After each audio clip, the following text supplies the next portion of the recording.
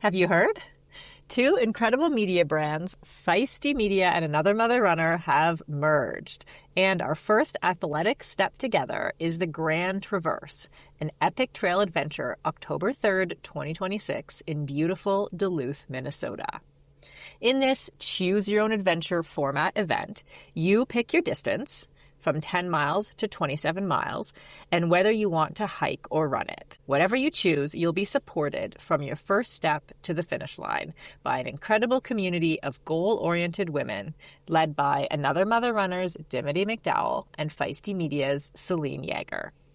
Join us today to get a comprehensive training program and virtual group coaching, plus group activities and support in Duluth. Head to feisty.co/events and look for the Grand Traverse to grab your spot today. That's feisty.co/events and use the code FEISTY20 to get $20 off when you register.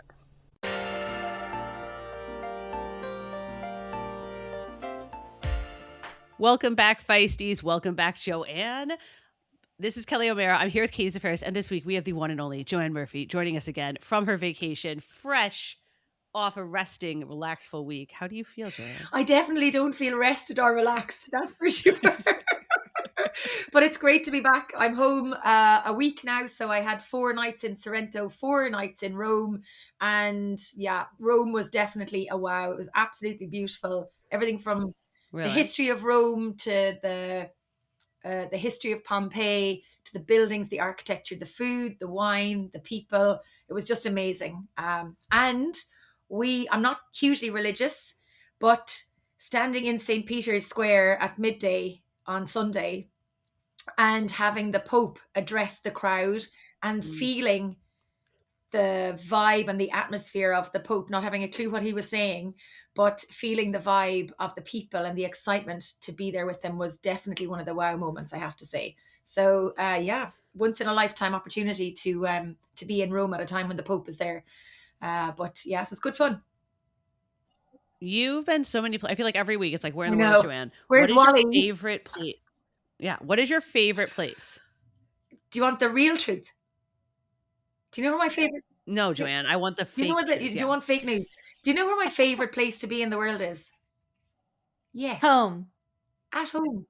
I love being at home, but I love the opportunity I get to have adventures and travel.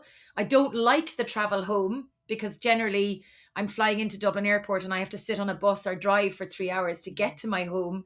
But when I'm home, I want to be at home, if you know what I mean. I just love the comfort of it. I love where I am. I love my friends. I love where I live. And I was asked recently about my favorite place to train because of all the places I get to go to, and it was home. So Is that because it's nice to train or like familiar? Is it actually nice, Joanne? Is I was like, I don't imagine this being a mecca, but Katie, when I might come, we'll do when you come to visit me, I will bring you down to Salt Hill Prom. You'll meet all the Galway girls made famous by the Galway Girls songs. You'll get to jump in off the diving tower at Blackrock in Salt Hill on a sunny day, which is rare. Currently, we're apparently having a heat wave in a couple of days' time, which is 2 hours of hot weather. Hashtag I'm joking, obviously, for the people who think I'm being serious. But yeah, it's beautiful. Like, we do have a lot of beautiful spaces. So I have the sea 2 kilometers away. I have a river, trail paths, and beautiful scenery, another, say, 3K away. And then I have the roads and the trails of Connemara that I can enjoy. So if you think of the orange mountains that we saw in Utah, or that are in Utah, and you change those mountains to fields of green, then that's what it's like, you know. That's so really nice. It is beautiful. How close is Derry? How close is you? Derry?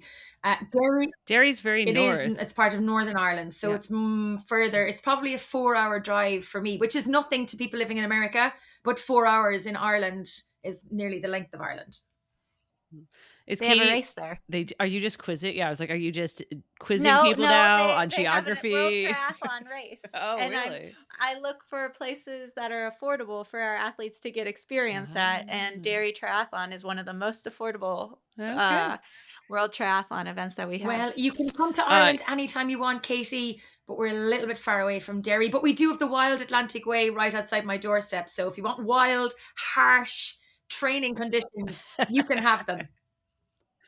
Perfect. Okay, we'll come to you first, then to No the problem. race. Okay, sorry. Onwards with Yeah, this let's go. podcast. Onwards with this podcast. Well, I was about to say, Katie, you're planning like a whole trip to the grand final now. Everyone's planning all of their racing and traveling and adventuring. So, Well, I feel like now it's the time where, at least for us, like a lot of the races are like picking up steam, where right now we actually only have 3 athletes that are here right now, and Yeah. others are traveling for races or like home because of after graduation. So it's very quiet, and it's weird. And then we also have like 5 new athletes coming in between early June and late June. So it's kind of like this calmness that I'm like, okay, how much can I get done before it like picks up again? And one of those things is planning the grand final trip. Okay. I've been I was going to ask you all if I should race a 70.3 in the fall, because I've been weighing this, because I've been waiting for something to sound exciting to try and get like actually really fit again. And someone sent me this woman who is making these Instagram videos taking down men's KOMs, and she's being like absolutely trash talking, vicious, mean to them, but like in a funny way, and it's hilarious. And that is the first thing that has inspired me to get rid. Will you do the exact same or put a Kelly spin on it? Like, I don't know. And she's doing obviously random, right? Where you do the 2 mile around the neighborhood. So I should find some of those around here. Do you know your neighbors? Yeah. Do you know your neighbors? Well, On the Strava? KOMs here are quite challenging, but I still think it would be very fun to talk a ton of trash. So this is my new training. This is her new goal. Queen Kelly. Yeah. You know? Perfect. But you know, then you'll have everybody giving out about you, saying you're just like a queen, a QOM hunter, and we don't like those Strava queens. Perfect. Oh, No. I think when you were taking down the men's overall ones, it's part of the joke, Okay. right? It's part of the appeal. Mm-hmm.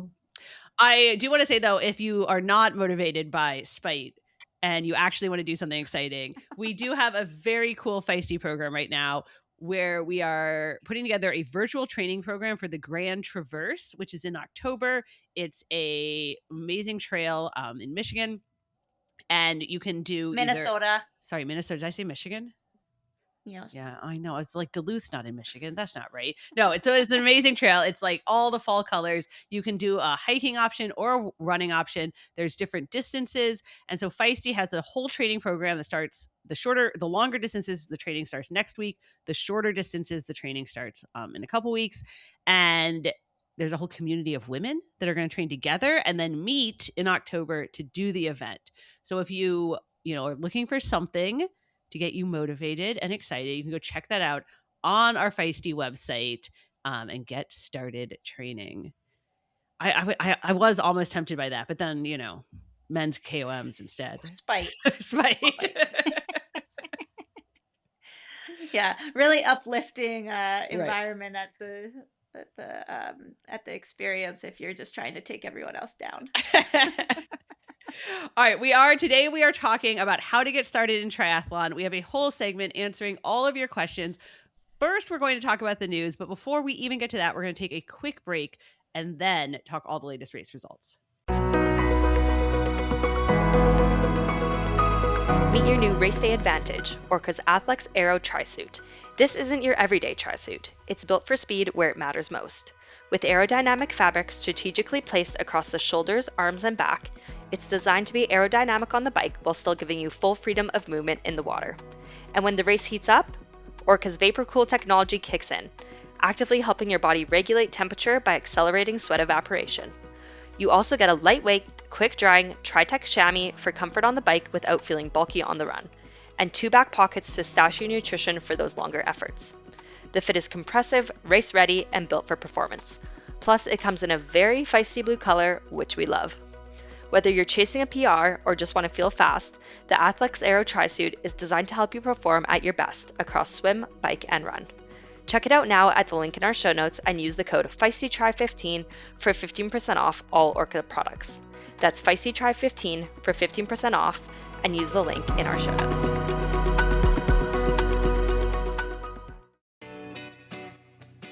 Let's face it, as much as most of us love being outdoors, sometimes the outdoors doesn't love us. Like when it's 10 degrees below or pouring rain, or sometimes you've got a workout on tap that's just hard to do outdoors. Well, great news. We have partnered with Wahoo to offer you a special deal on the Wahoo Kicker Run, a revolutionary rethink of the traditional treadmill that will convert even the most diehard treadmill haters. I know because I was one.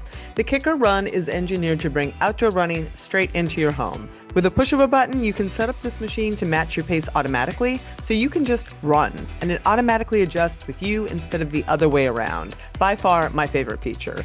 It also has terrain simulation, so the deck feels like I'm on hard-packed trails with just enough give but no bounce. There's even a lateral tilt feature which mimics real-world terrain, varying the side-to-side angle to keep your muscles ready for outdoor running. Finally, the Kicker Run has unmatched connectivity. It seamlessly connects to the Wahoo ecosystem and third-party apps, so you can simulate routes from Strava or Zwift. Whether you're a triathlete, a devoted runner, or someone who just loves to stay fit, the Kicker Run is there for you, and honestly, it's just a beautiful machine. We love it, we know you will too, so check this thing out. Click the link in the show notes and use the code Feisty2026, all caps Feisty2026, to get a free Headwind Smart Fan valued at $300 with the purchase of a Wahoo Kicker Run today. I will drop a link in the show notes to make it a snap.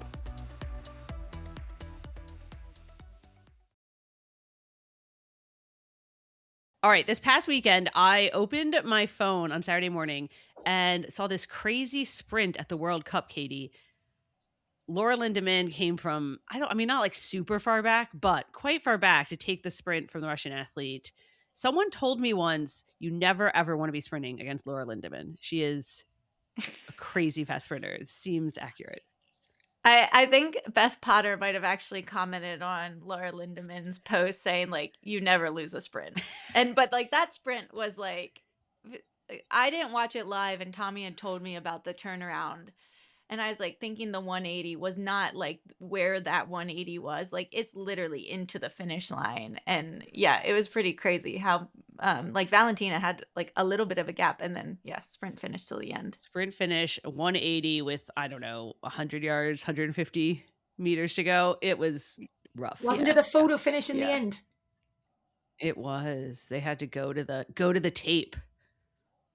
Yeah. So Laura Lindemann and Kate Woff was third behind Valentina. Both of them, Kate and Laura, are going to be at the WTCS Yokohama this weekend. So we'll see how they kind of recovered from their full out sprint. It's a nice back-to-back though, because the race that we're talking about happened in Chengdu, so it's in Asia already, and then they're going to Yokohama, Japan. So there's probably a large amount of the athletes who are in Chengdu will also be in Yokohama as well. So Katie, what does their training look like for the week in between? Because they obviously have to recover. And then is it just tipping along, or what do they do?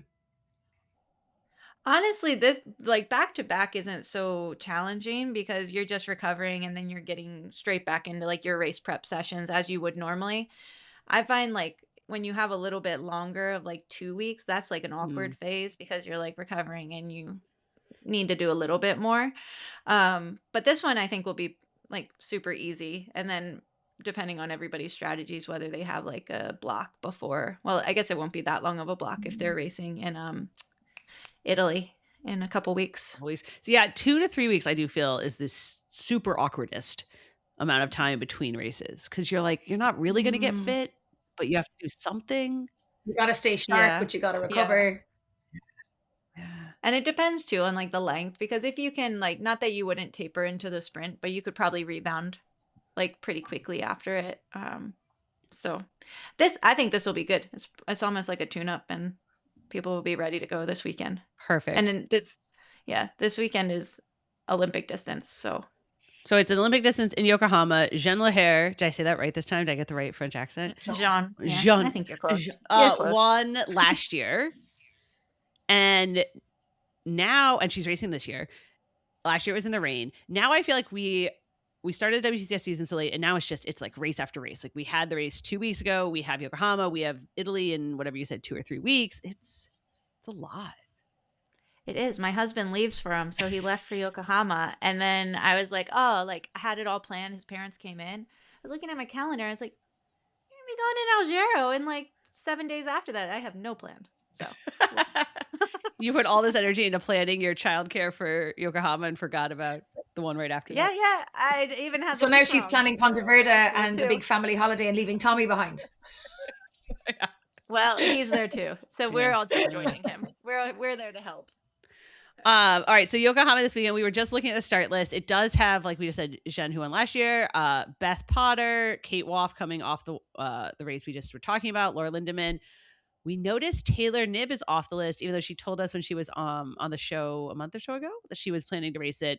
So she must have decided niggles, sickness, training, life. I have no idea, but she must have decided not to because she's off that list and she's off the T100 Spain start list.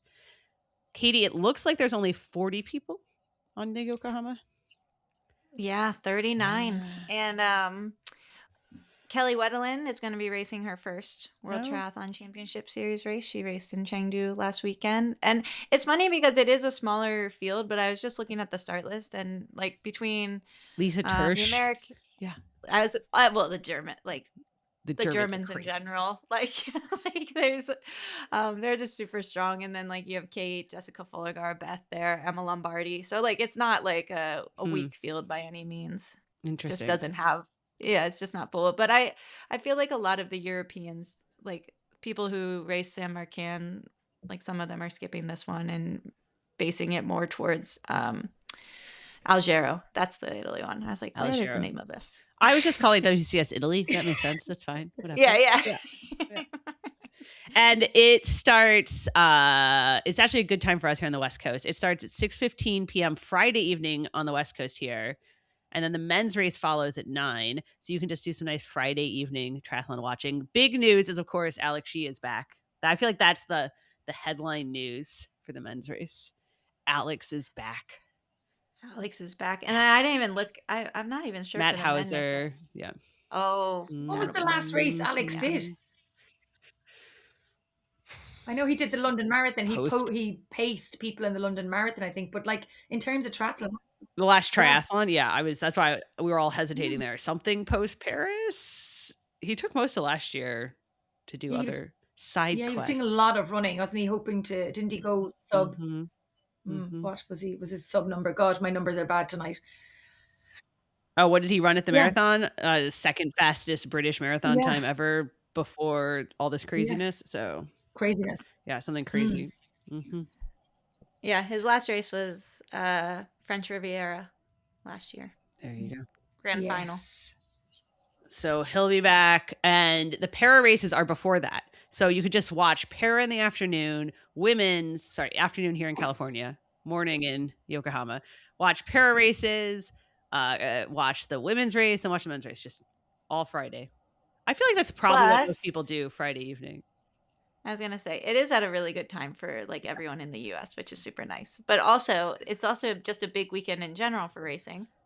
So, because aren't there like other... there are other races. There are other races.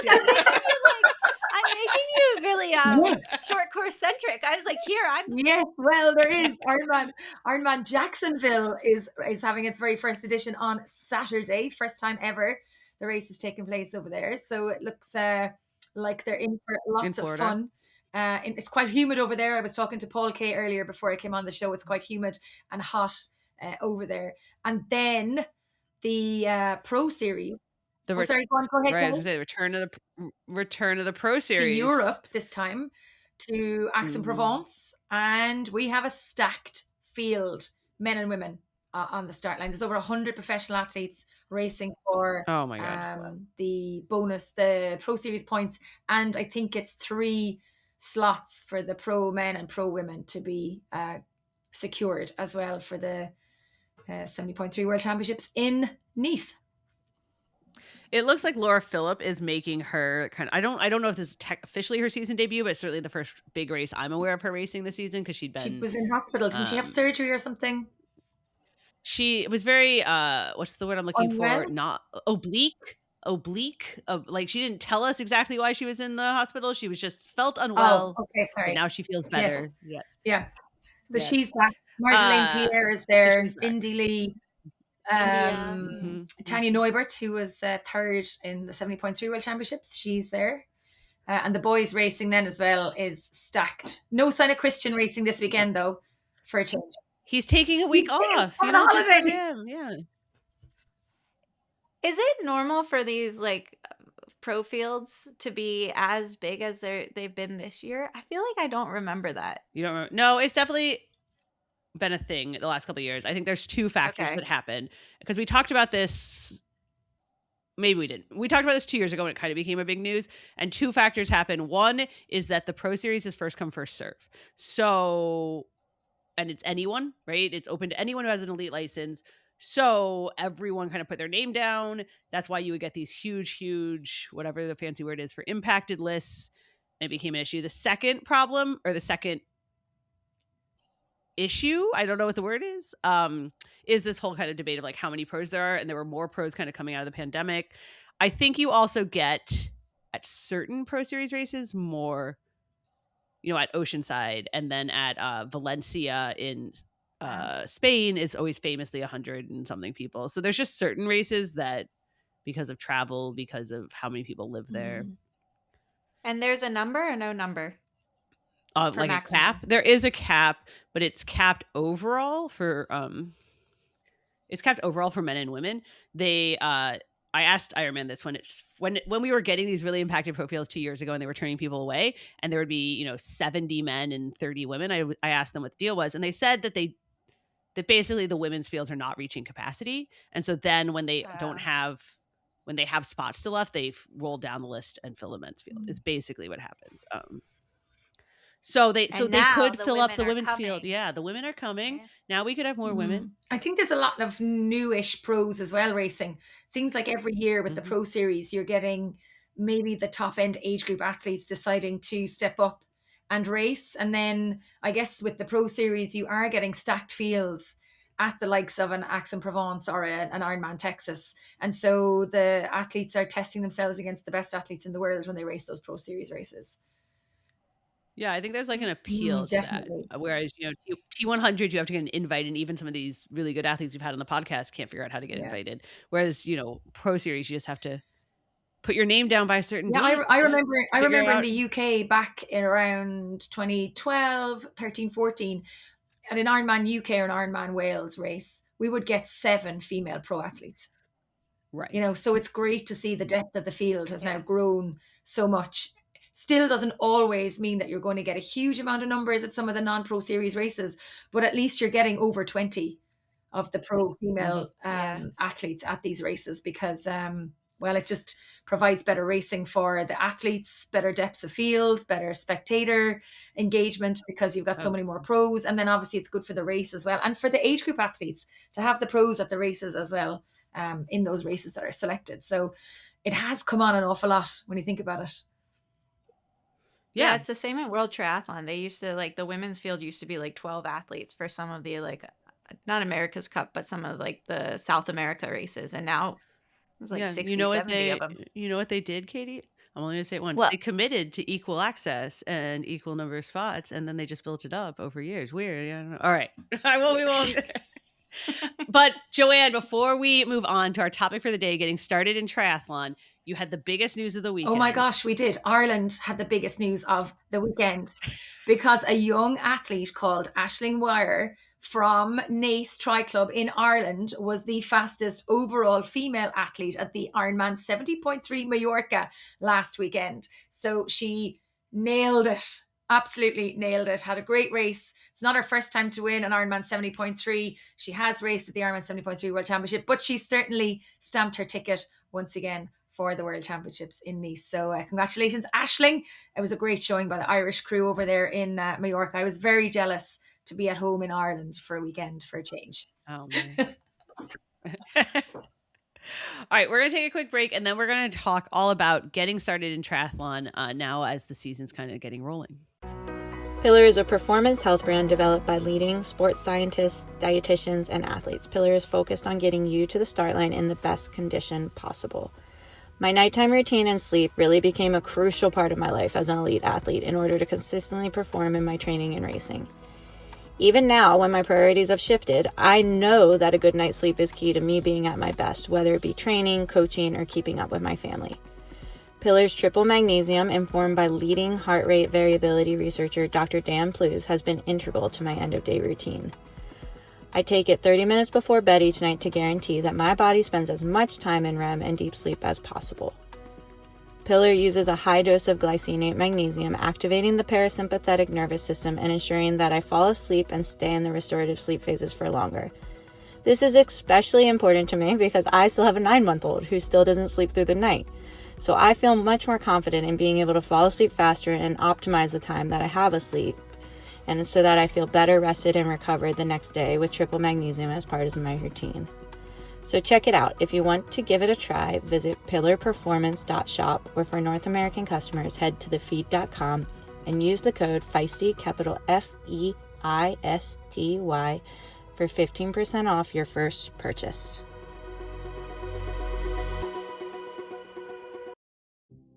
Have your next grand adventure at the Grand Traverse. It's a day of trail running or hiking, you pick your pace, with like-minded women, powered by group coaching that allows you to bond and move all summer long. This Feisty Media, Another Mother Runner merger event is happening Saturday, October 3rd in Duluth, Minnesota, and you need to be part of it. The Grand Traverse is ideal if you're looking for a goal that lights you up, a structured 16 or 20-week training program to keep you moving and motivated all summer, and a community that truly feels like your people. You opt for the distance you want to cover, from 10 to 27 miles, and the method you want to cover it, hiking or trail running. During the event weekend, you get to hang with the women you've virtually trained with, plus Another Mother Runner co-founder Dimity McDowell and Celine Yeager of the Hit Play Not Pause podcast. Dimity's hiking 10 miles and Celine plans to run 21.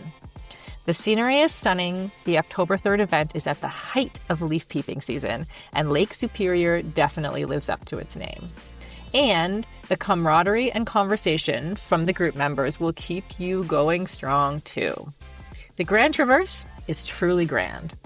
Head to feisty.co/events and look for the Grand Traverse to secure your spot today.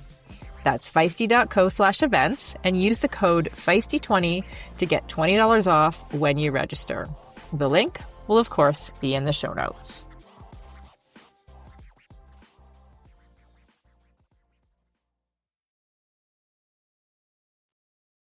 All right, so this whole topic was kind of prompted by, we have a brand new show under the Feisty umbrella called Another Mother Runner. It's actually not brand new. It's actually been around for 20 years, but it's new to Feisty. And so they have a lot of runners, and those runners wanted to find out how to get started in triathlon. So I went on the show and did a whole episode about getting started with their two hosts, Sarah Bowen Shan and Molly, Molly Williams. I was like, what is her last name? And so we're going to play a whole segment from that, answering all your questions if you also are looking to get started in triathlon. But I wanted to first ask you two, how did you get started? What was your origin story for triathlon? You go first. No, you go first. Okay. My dad signed one. Well, he wanted to do a triathlon, and we had a Father's Day triathlon that was local in our county. And so it was like swim, I don't even remember the distance in the pool, and then just a sprint race basically. And he wanted to do it with someone. I'm one of 3 girls, and I was the chosen daughter for this inaugural triathlon with him. And I think later in my life, I found out that he might have been scheming. I was a swimmer and a runner in high school, and this was right after my senior year in high school that I did it with him. But I had on a bathing suit. My T1 was the slowest transition of all time because I was putting on my shorts, my t-shirt, my bib, my running shoes. But my T2 was incredible because I just hopped off the bike. But no, it was a great first experience. And for my dad, it was really cool because I knew how to swim and I knew how to run, but I didn't really know the riding aspect of it at all. And it was just on my kid's bike. But my dad, he had to learn to swim to do it. And I mean, it was in a pool. So, but what I remember from watching him is he was a huge guy, and he could, if anyone told him if he was having trouble, like he could just stand up in the pool, you know? Mm. And so he was starting to struggle during freestyle, and this woman at the side told him to do backstroke. And I'm like, no, like don't do backstroke, because he's like getting tangled in the lane lines and he like doesn't know how to do it. But he was fine and it was super cool. And now after that, I did it more with him. And then my mom has also done it with him and my older sister and my brother-in-law. So it was a really special triathlon for us. That's very cool. Awesome. Mine was not as cool as that. Mine was part of the Volvo Ocean Race stopover when it came to Ireland in 2009. We had a sprint race on the beautiful promenade 2 kilometers from my house, Katie, that we mentioned earlier. But Galway Bay is where we swim, and I wasn't really a swimmer. I grew up miles from the sea and miles from a swimming pool, so I couldn't really swim, and ended up doing the bike and run section. A friend of mine did the swim in Galway Bay for me, and I absolutely loved it. I was hooked. I literally crossed the finish line, and you'd swear it was after winning a gold medal in the Olympics. I was probably nearly last, but I absolutely loved it, and I was hooked, and I loved the vibe and everything. And that was my first real introduction to a triathlon race. I had done a bit of cycling as a kid, had run a couple of marathons at that stage, but I was hooked on the speed and the fun, and I loved it, absolutely loved it. And that was my story. 2009. How many years ago is that? Oh my God. I was gonna say, was this when you were a kid? I was 12. Was this when you were... I was 12. In 2009. You know what's funny? I was like thinking about. I was like, I always thought she was older than me. I am. What year were you born, Katie? 89. Oh my God, you're such a baby. Kelly, when were you born? 85. Oh my God, I'm retiring. 1978. And now it's your 1978. Oh, see. So we have to plan this 50th celebrations for a couple of years' time. Even though I feel like I'm 35, I had to put my name and my actual age down on a form recently, and I was like, 45. And then I thought 1978 to 2026. That's I not know right. I'm bad at maths, but that doesn't work. And then I realized, oh my God, I'm 47 in 6 months. This is just not possible. I'm 45. So I'm 45, but I'm really 48 this summer, I think. Perfect.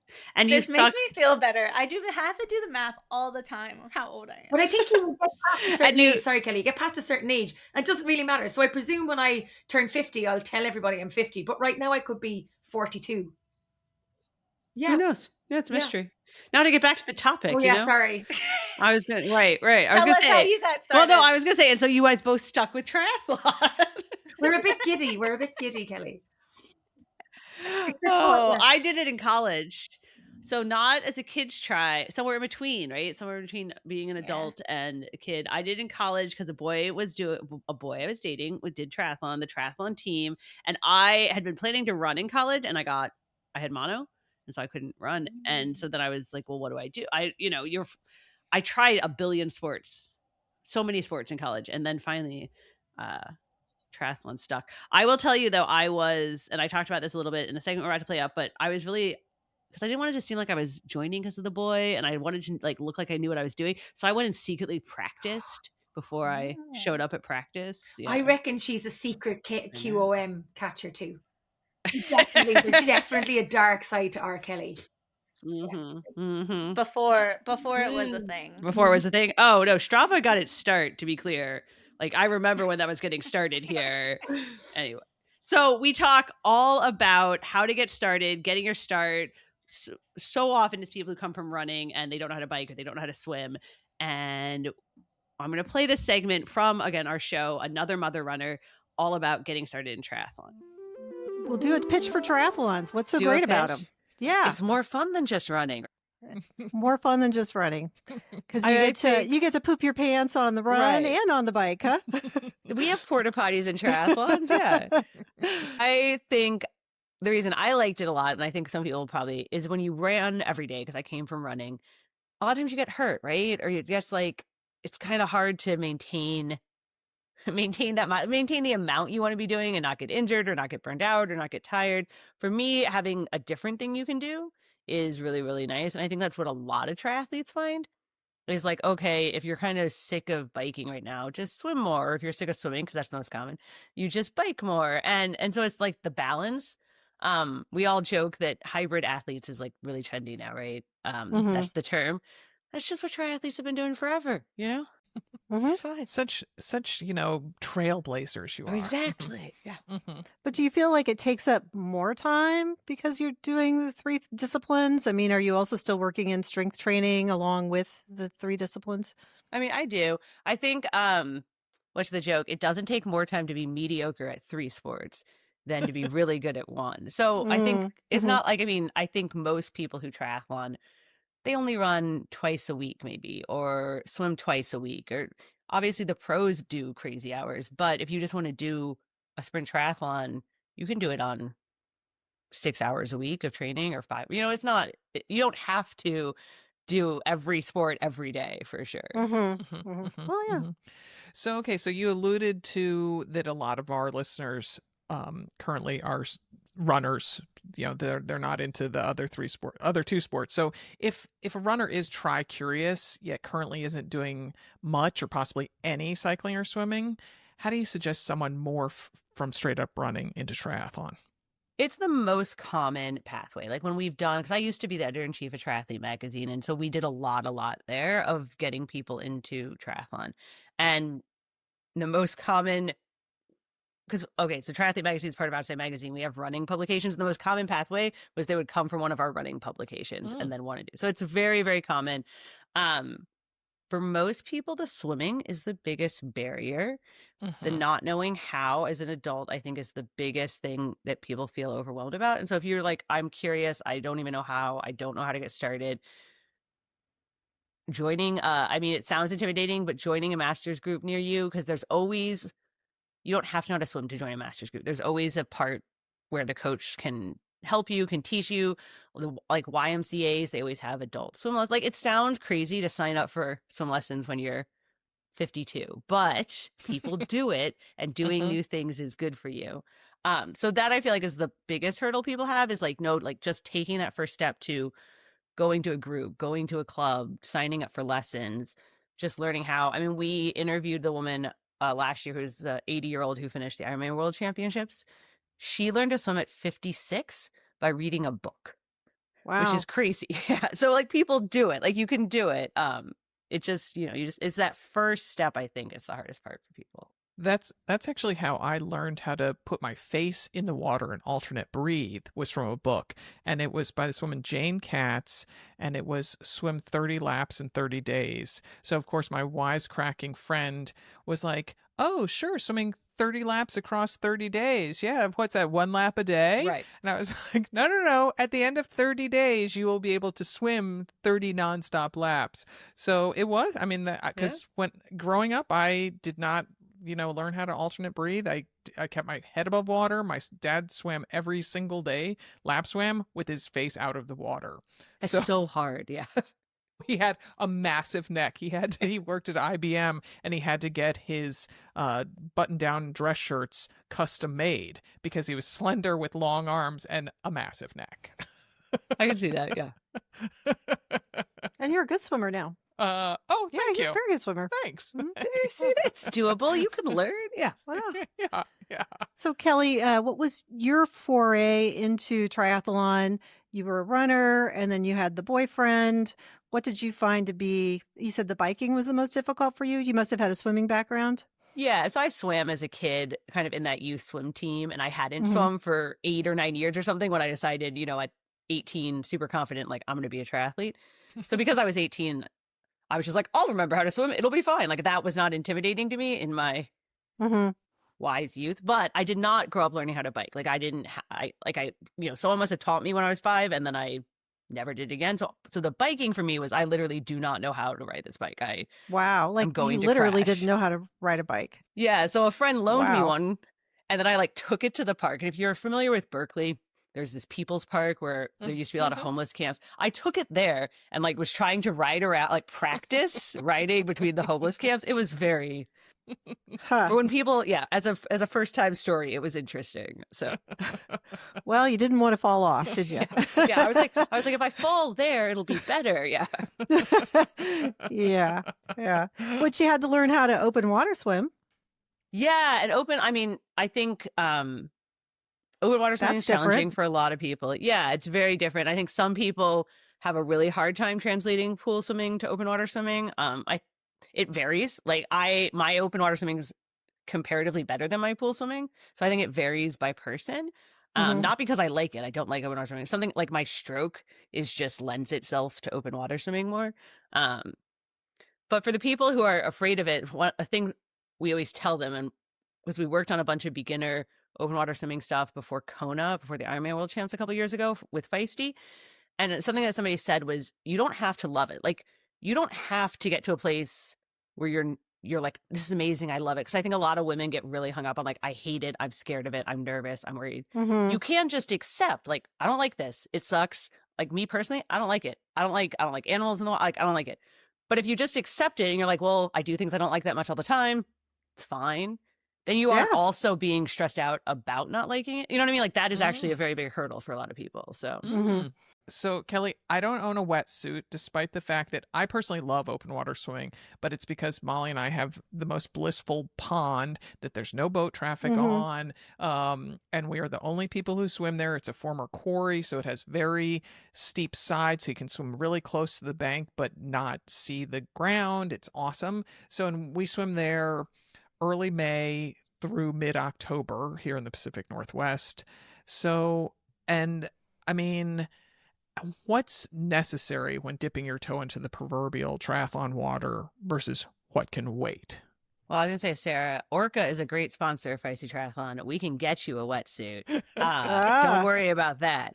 But one of the things we used to say at Triathlete Magazine, because this is a common thing, we did a bunch of different experiments where we kind of got somebody to the start line with just, can you do it with $400, right? Like from zero to nothing, what does that take?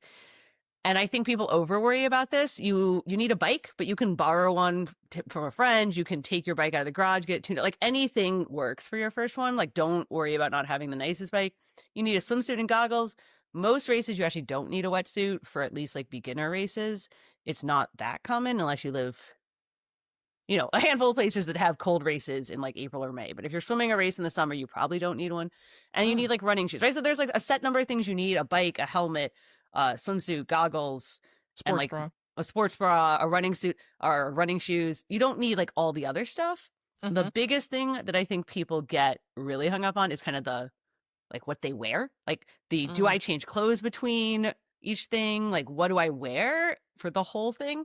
And so that's like where I think a lot of people, like in the equipment list, a lot of people come up against.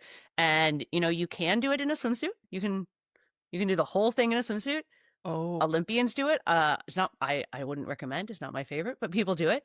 You can change between, so you could do it in a swimsuit, pull on some shorts, do the rest of the thing. That's like a very easy, low cost way to get by. And then of course, like triathletes have suits that they can wear for all three that are basically just like, you know, full body swimsuits that you can run and bike in. And you can pick one of those up if you don't want to deal with the like, I'm gonna run in my swimsuit. You can pick up a very cheap tri suit at like Decathlon or Sports Basement or REI for, you know, $80 or something. Like it's not crazy. The ad hoc way to do that is just to swim in spandex shorts and a sports bra. Yes. That is the thrift store way to do it, but that can drag a lot of water around with you. So Yeah.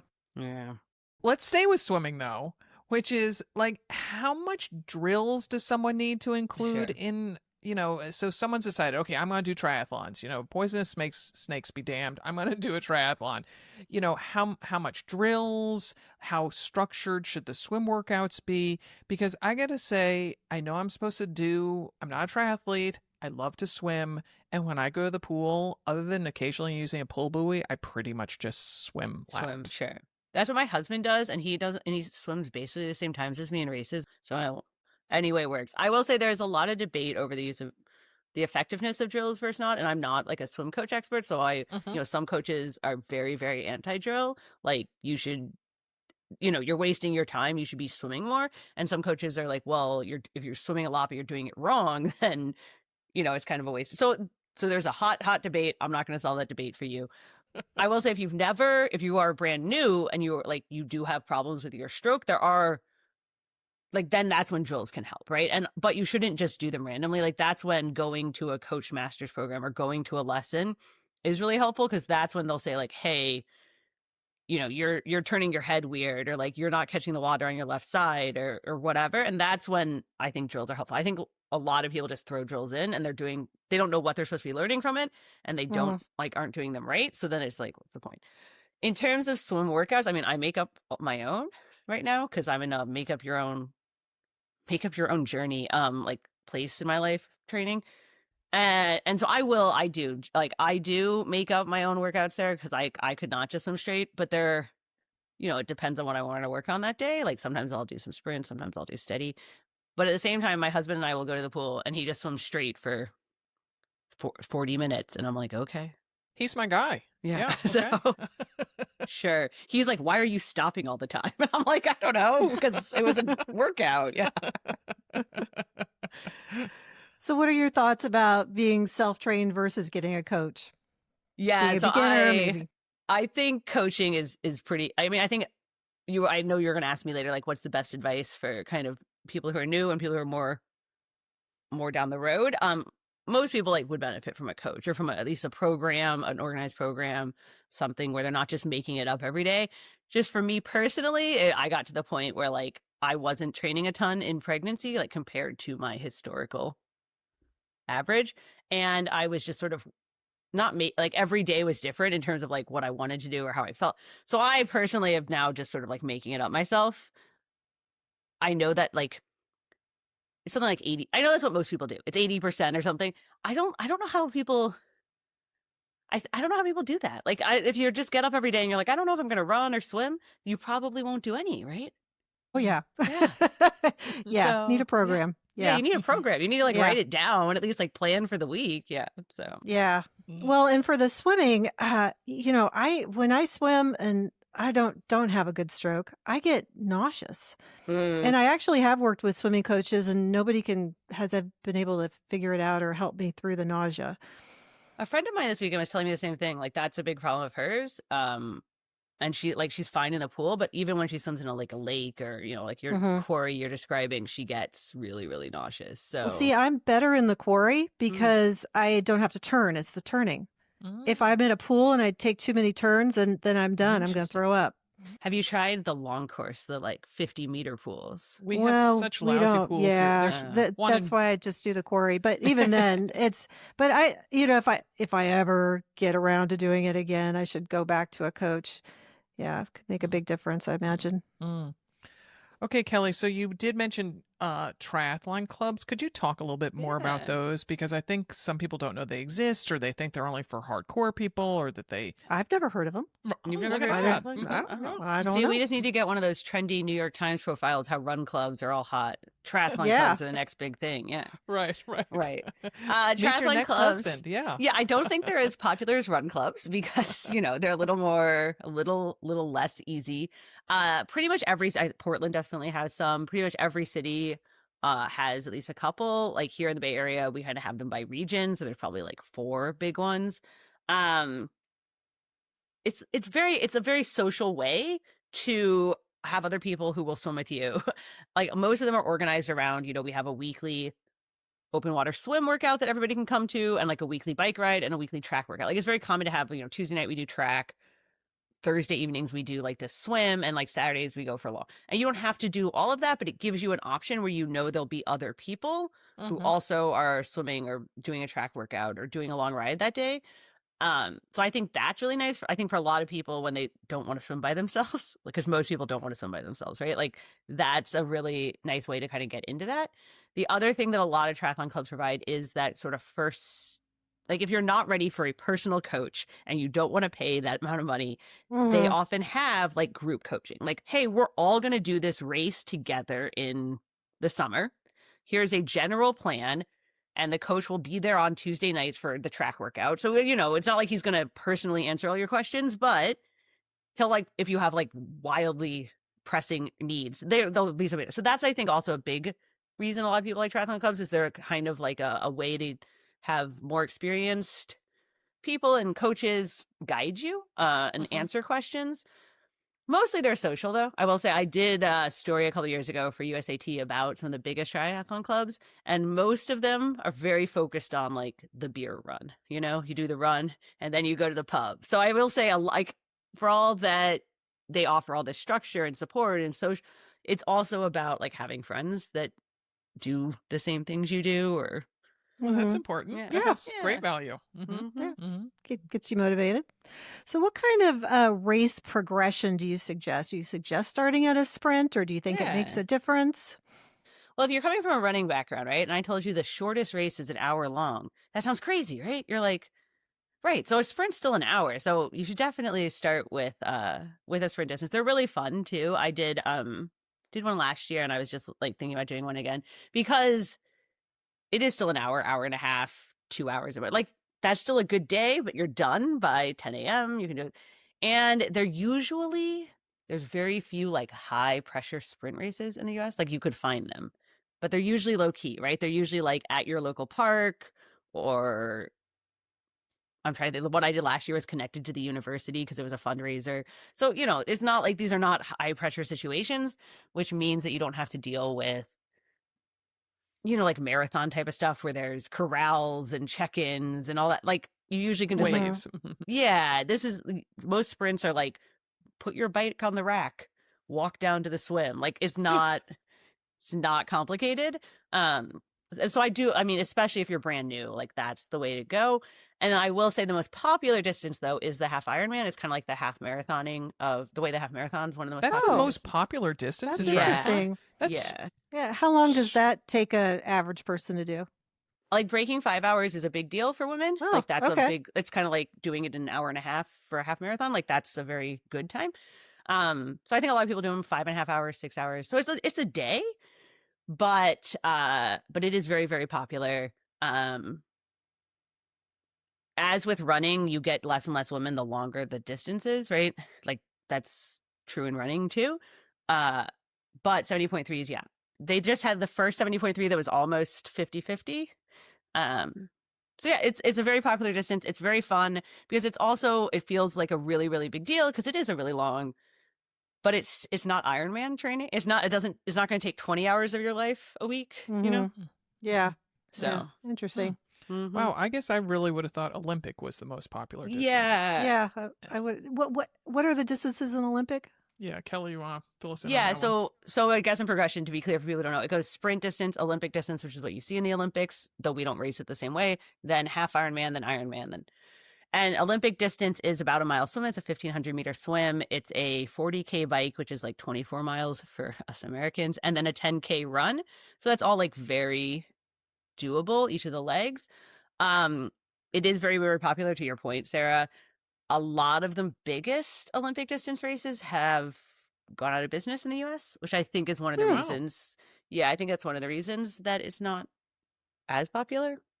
Huh. I mean, you still have big ones, right? You still have like Chicago is super, super fun. Alcatraz is not technically an Olympic distance race because it's weird, but it's still one of the biggest ones. So, but we lost New York, we lost the Lifetime ones, we lost LA, so there's a lot of them that kind of went away. Yeah. So race selection. What advice do you have for newer triathletes or someone taking on longer distance for the first time? I was talking to a seasoned triathlete just the other day, and she mentioned how tough it is to find something that you've already alluded to, which is a low-key half Ironman distance event. Mhm. Like, she said to me, oh, well, I used to try to do a low-key and a more amped up half marathon Right. each year, but that she said it's just harder to find kind of the homegrown ones.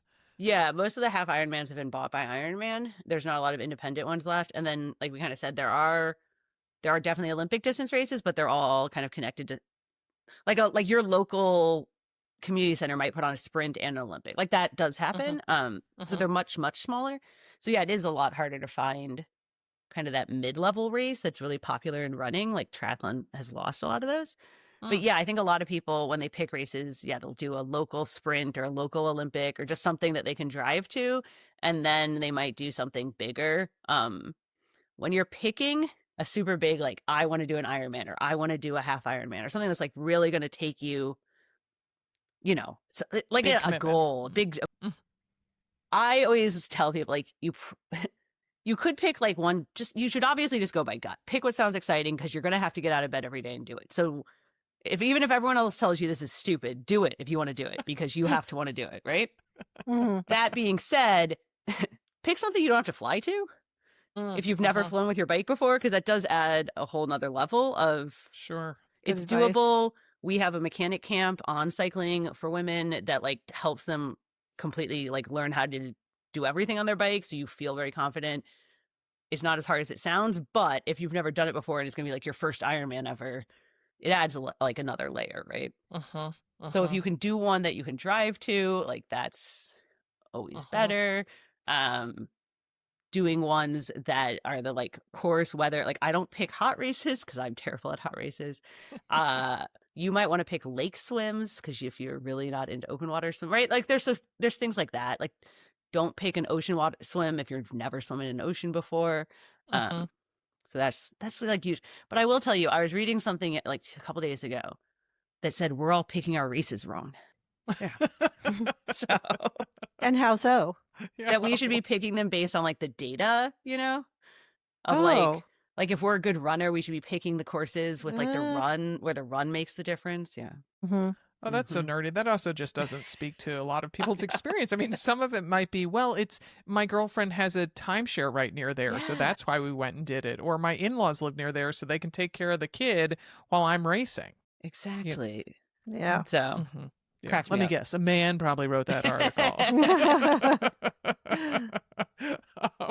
So I did 2 triathlons way back in the 1990s. Okay. And I worked at a participatory sports magazine there in San Francisco. So that I think that's how I knew that I should set a goal for each portion of the race.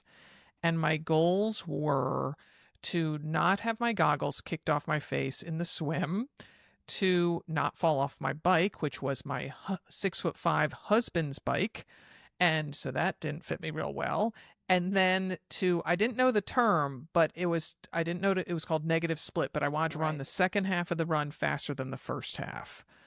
So I was so proud that I was able to check each of those goals off. That's really good. I was really pleased. Yeah. I really had to, much like working at Feisty, I really had to, impress my colleagues. So so are those realistic goals for a first-time triathlete?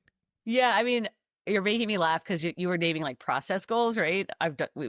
Versus outcome goals, but you're supposed to pick process goals you can control. You can't control if someone knocks your goggles off. Right. Yeah. So I was supposed to make me laugh, but yeah, you're supposed to pick like goals you can control, right? Like if I get my goggles knocked off, I will stop and regroup and not panic, right? Like you're supposed to pick like things like that. That's a really long goal, Kelly. I can't write that in Sharpie on my arm. Yeah. Well, one of my goals was not to have a panic attack during the swim.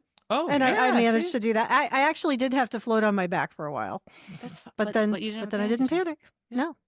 Yeah. So yeah, you are definitely supposed to pick like little process goals, like I will finish the swim strong, right? Or I will for like as you get more involved, it'll be like I will focus on, breathing or sighting or the same way in running, you're supposed to be like, I'm going to focus on keeping my turnover high instead of being like, I will just run fast. Like that doesn't work, right?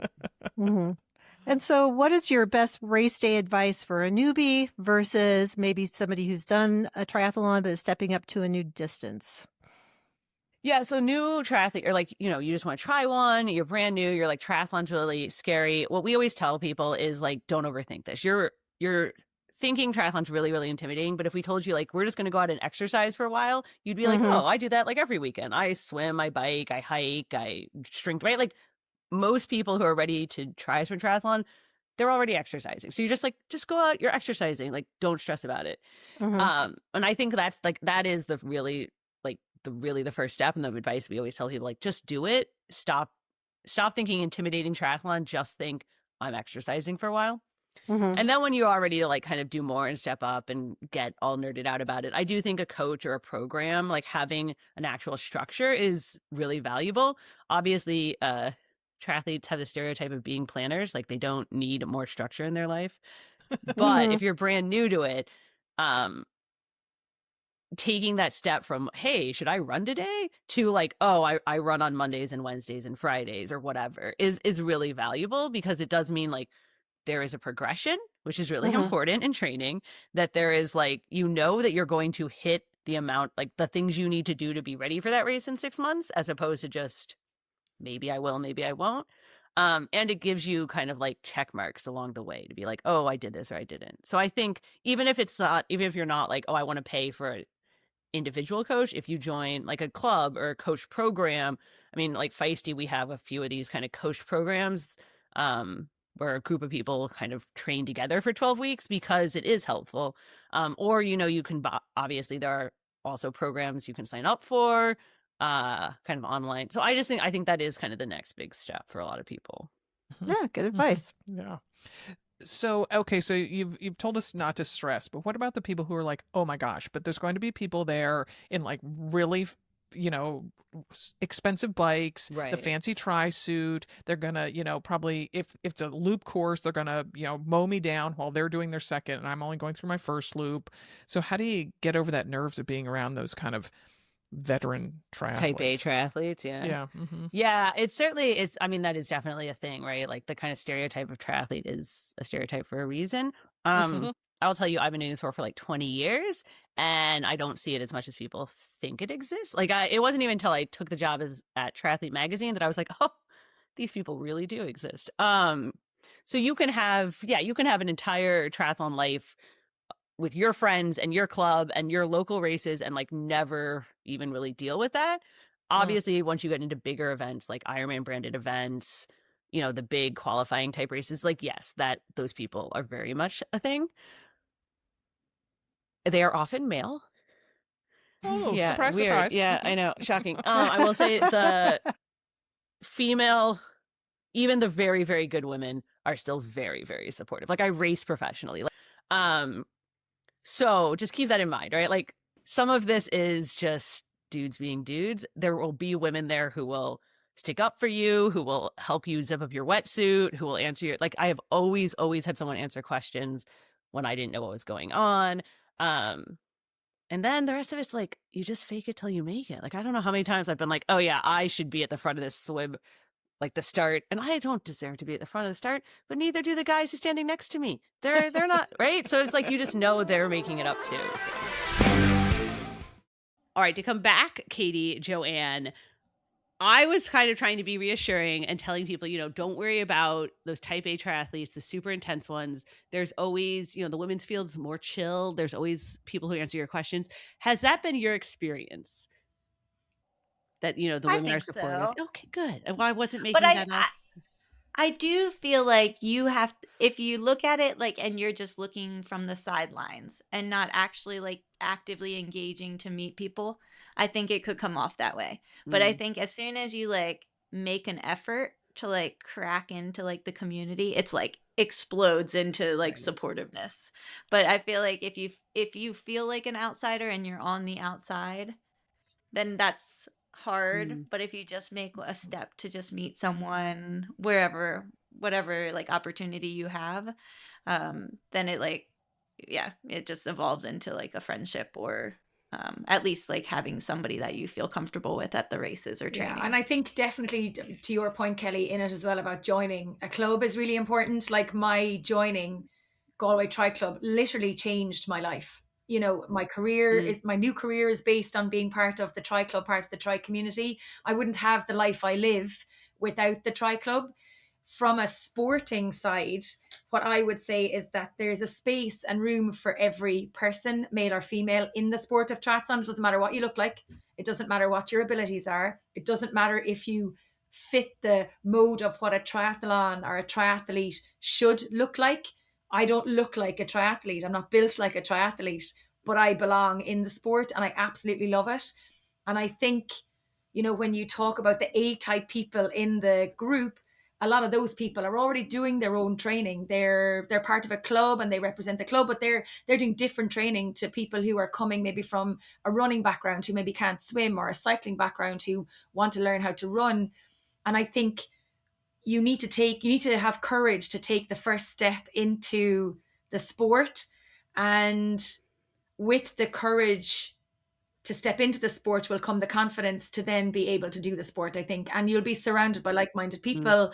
Your club mates are your biggest cheerleaders throughout training and racing. They're your biggest competitors, but at the end of it all, they'll be the ones with the pint or the cup of tea or the bit of cake or the coffee or the fun at the end of it and get you through all the hard sessions. So for me, I think joining a club is probably the key to having more enjoyment out of the sport than not joining a club. And if you're not lucky enough to live somewhere where there's a club, an active club, then try and find an online community that are supportive. If you're female and you prefer to be in the company of women, then look specifically for the online supportive clubs like the Feisty community. If it's not something that bothers you, then just find a group or find one other person that you can in your community swim, bike and run with, and then create your own club, create your own fun, create your own little triathlon. And that is the easiest way to get started. It just needs to be you, or it could be you and one other, and the whole world then becomes an opportunity. Well, I feel like we should just end there. I was gonna say, Katie, what's your advice? But that was good. Not too good. Yeah, Can't follow too that good. up. Can't follow that. All right, Yeah. to wrap up, I was gonna say, what is one thing that you wish you had known when you got started? Oh, you know what else I should say though, What? Joanne? In the segment, I did do some classic Kelly talking out of my. What did you do? Did you manifest something, Kelly? And and when I said that 70.3s are the most popular race distance, it does depend on how you define popular, because the most number of people in the country who did a triathlon last year did do a sprint or an Olympic, but the 70.3s in terms of biggest races, sell out, right? So I don't want somebody to come up on me and Katie to get upset. You already saw my jaw drop. Coming out of her ears could there. see it because we're on a podcast, but that happened. So, okay. But what do you wish you had known? And we will end at that. What do you wish you had known when you started triathlon? Can I do two? Ooh. No, yes. Ooh. Okay. The thing that I wish I would have known is you don't have to learn it all at once. Like, I feel like triathlon can feel like a lot, but as you say, like in the little clip that we did, like just break it down. Like it's really swimming, biking, and running and transitioning from each of those activities. And I think that's something that's really hard for even like our athletes, is like they're trying to be perfect and it's never going to be perfect. Like I had a whole career where I achieved a lot and it was never perfect. So that's something I wish I knew. And something I knew in the beginning and lost in the middle and found in the end is just have fun. Like just like go out, see what you can do and enjoy doing it. So I kept it short for you. There Did you like go. that? Perfect. Amazing. I wish somebody had told me about sighting before I got to the beach of my first race ever. There's always something to learn after that first race. Right. I was like, oh. All right, Joanne. I don't know if I can follow what Katie said, but probably I wish I had known how much it would take up space in my brain when I'm not training and I want to train, and then I'm not motivated to train, and then I get guilty for not training. Bit like today. But then you have your triathlon club that then Exactly, works that basically out says so turn that up you do to training. Come on, get your arse down to the training session. But yeah, no, just literally have fun as much as you can and enjoy the adventure. Fantastic. Well, I hope we motivated you to try a triathlon, to get started if you're already experienced, because so many, obviously, of you guys who listen every week already do triathlon. You're reinvigorated and you're going to bring somebody with you to your club or your workout or your next race. Share this with a new person, like it on wherever you're listening, and we will see you next week.